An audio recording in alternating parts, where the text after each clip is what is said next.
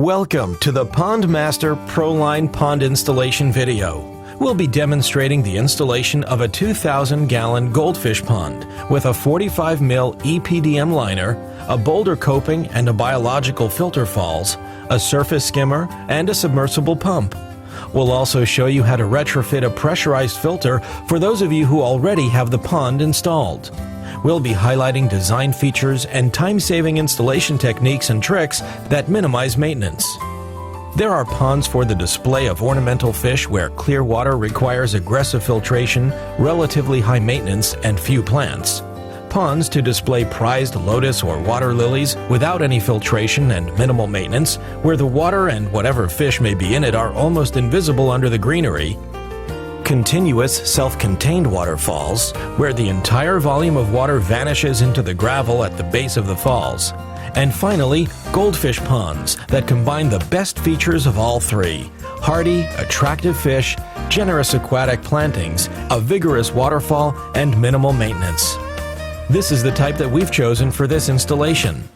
The ideal site for the goldfish pond should have enough sun for plants to bloom and enough shade to keep water temperature and algae growth down. It should be where water might naturally collect, but never in the very lowest spot on the property where stormwater runoff might wash harmful chemicals into the pond. The site we have chosen gets a good balance of 6 to 8 hours of sun and is shaded from the hot afternoon sun. If the site had been too shady, we might have considered removing a tree for more sunlight, or if it were in full sun, we could create shade by covering about 60% of the water's surface with floating plants. We had a licensed electrician professionally install an electric receptacle that is protected by a ground fault circuit interrupter and separately fused at the main breaker panel in the house. The box should be positioned so that it's within direct reach of the various pumps and lighting fixtures, but still easily hidden behind a rock or shrub. We only needed one box, but larger installations may require more. The next consideration is the depth of the pond. Generally, the hotter the summer or the colder the winter, the deeper the water. Your local cooperative extension can help with minimum depths, while local building codes may influence the maximum depth. Remember, you must check with your local building department for requirements or restrictions before you build your pond. For a low-maintenance pond that discourages mosquitoes and predators while promoting healthy plants and fish, the shape of the inside of the pond is critical. Shallow sloped beaches are an invitation to a sushi banquet for herons and raccoons. The shallows also provide the warm, stagnant water that mosquitoes and algae love best, right where fish can't get at them. What you want instead are vertical walls at the edges down to between 14 and 18 inches deep, with the bottom a flat shelf at least 2 feet wide all around the perimeter. That way, you have a generous plant shelf at just the right depth for most aquatics, as well as a stable platform for anyone who ends up in the pond. Having the rock shelf 8 to 12 inches below the water level ensures that all you'll ever see above the water line is stone. It's a great money and time-saving idea to leave the rest of the pond liner uncovered, rather than dumping a ton or two of gravel on it, because underwater, the black liner is virtually invisible, giving the illusion of depth and enhancing the colors of fish and plants. The liner can be inspected and any damage easily found and repaired. Most of all, sweeping the bare liner clean is infinitely easier than trying to separate smelly, gooey muck from millions of pebbles, with or without a power washer. Gravel does enhance biological filtration in the shallow, self-cleaning stream bed, not the pond bottom. Note too that we have installed a bottom drain to make maintenance chores faster, cleaner, and easier. Now that we know the type, location, depth, and shape of the pond, it's time to plan the digging. Mark the outline of the water surface first using spray paint, lime, rope, or a garden hose. The surface of the water is what will be seen when we're done with the garden area, so it's useful to lay it out first. Next, mark out the rock shelf, leaving extra room for the large accent stones. Mark out the locations of the stream, biological filter falls, and skimmer, as well as any important design features like bridges, sitting rocks, or specimen trees. We'll use a small backhoe for the bulk of the excavation, removing the top layer of soil first to the outside of the rock shelf, then digging out the perimeter to a depth of about 24 inches. We'll leave the bottom and the edges of the shelves to be finished by hand. Now we'll begin digging. First, the rock shelf should be dug to 12 inches below grade. Next, we want a vertical drop from the rock shelf down 10 inches to form the plant shelf. From there, we can hand dig and shape the pockets down another 8 to 12 inches or so. With a maximum water level 4 inches below the original grade, we end up with a pond having a maximum depth of 18 inches plus the pockets. After remarking the white line, next we'll dig out the inside of the pond. After the machine work is done, we'll cut the vertical sides of the shelves and level the horizontal surfaces by hand. Then we double check our shelves to be sure they're level, in this case with a laser level. Once the sides are vertical and the shelves are level, we contour the bottom of the pond to form 2 pockets. The deeper water in these pockets will remain a little cooler in the summer and a little warmer in the winter, a good thing for the fish. Later on, the pond debris will tend to collect there, making it easier to clean, especially if you install a bottom drain in one of them. Additionally, when the pond is drained for cleaning, the pockets will act as mini ponds where the fish can stay during servicing.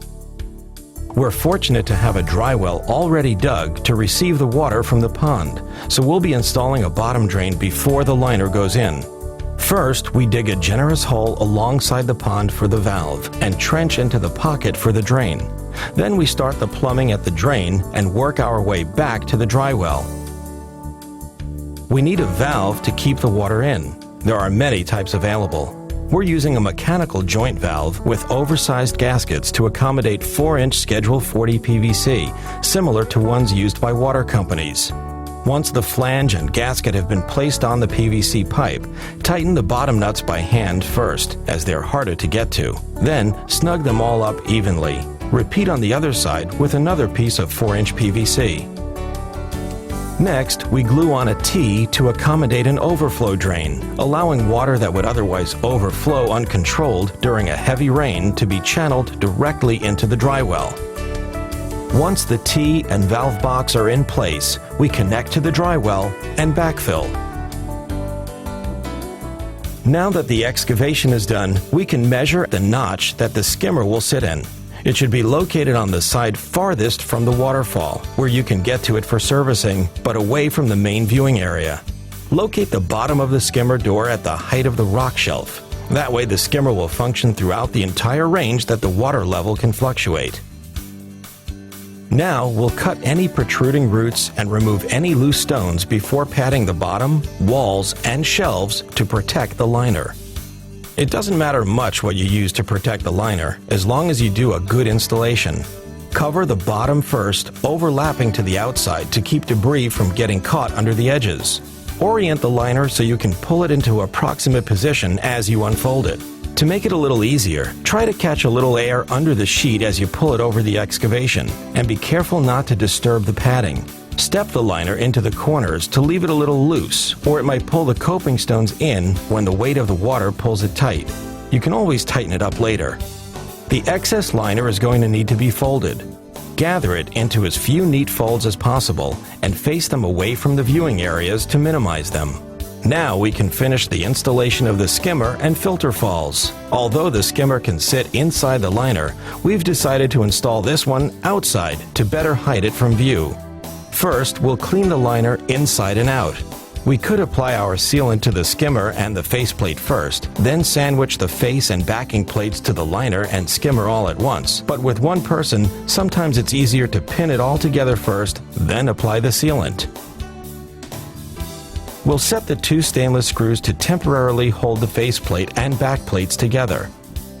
We trim the liner out of the skimmer doorway. We leave the screws loose enough so there's room to apply a continuous bead of silicone to both inner and outer surfaces of the liner. Then we install all the screws and snug the plates together. You should see sealant squeeze out all the way around on both sides of the liner. To compensate for water levels that may drop below the mouth of the skimmer, we are installing an alternate water inlet. Drill a hole in the front panel. Install the bulkhead fitting with silicone to seal the liner to the skimmer.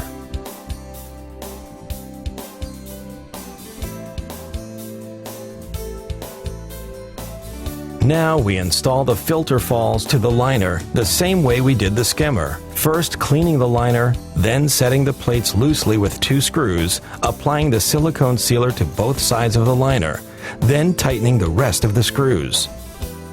Once all the screws have been tightened, the liner can be cut away. The last thing to remember before laying stone is to place the return line that will bring the water from the pump inside the skimmer up to the filter falls. Setting the return line on top of the liner assures that no water will be lost in case of a hole in the line. We always leave a few feet of extra tubing in case we need to add an additional return for added circulation, a pressurized filter, or a UV sterilizer in the future. We're ready to hook the 2-inch PVC to the filter falls. We could have left the bulkhead fittings the way they were and used male adapters, but it's even easier to reverse them and attach the 2-inch PVC directly to a female thread-by-slip adapter. We're using a bead of silicone so the adapters stay tight and dry. Repeat this process for the skimmer. Now we're installing the drain to the liner.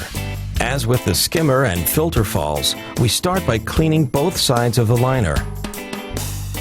Then we work the bolts with the lock washers from the bottom up through the flange, then through the liner, then through the top flange. Clean again, seal, and tighten. Now we can start laying in our stone. The stone should be native to the area. In fact, the more common the stone, the more appropriate and natural looking the finished pond will be. If there are ledges, weathering out, and horizontal formations nearby, build your waterfall with a series of steps that mimic those formations. We'll be using rounded cobbles along the coping with gravel in our stream. Be sure to install a piece of 2 or 3-inch PVC through the stone coping near the power source. This conduit will allow you to pass the power cord for a light or the air hose of an aerator into the pond simply and invisibly. We put in an overflow drain to channel excess rainwater away from the pond directly into a dry well because it might otherwise overflow destructively through the garden. Perhaps the single greatest challenge in building a natural stone waterfall is to get the water to go over rather than under the falls. Cement can be used, but in harsh winter areas, cement can crack unless the whole waterfall is on a stable foundation and each individual step self-drains. We use polyurethane expanding foam to set our stone because it's flexible, very adhesive, and weather-resistant as long as it's protected from sunlight. It's available in single-use cans in dark colors. Since you don't want to see it anyway, keeping it hidden under the rocks works out well. The expansion of the foam makes it easy to fill voids. Use it sparingly on dampened rocks. Wait a half hour for the foam to expand and skin over. Test the falls and reapply where necessary. Don't worry about getting it wet. The foam actually needs moisture to cure. A professional style gun saves a lot of time and money since the foam canister can be left on indefinitely without the foam hardening. Time to tidy up, wash off the liner, and start planting. While the pond fills, we'll install the pump in the skimmer. Then install the basket in the skimmer. Now, we'll drop the filter media into the filter falls using a stone to keep it in place. We decided to install a pressurized filter after the rest of the pond was almost finished and filling with water to show how easy it is to add a multiple function filtration unit to an established pond. Remember that loop that we left in the return line? Pull it out from behind the coping stones. Dig a hole for the filter, cut the line and clamp it to the pressurized filter and attach the backwash hose. That's all there is to it. Just about done. Just the finishing touches left. And turn on the pump. We hope that you've enjoyed this demonstration and that you were able to pick up some helpful tips that will make your next installation easier, faster, and more profitable.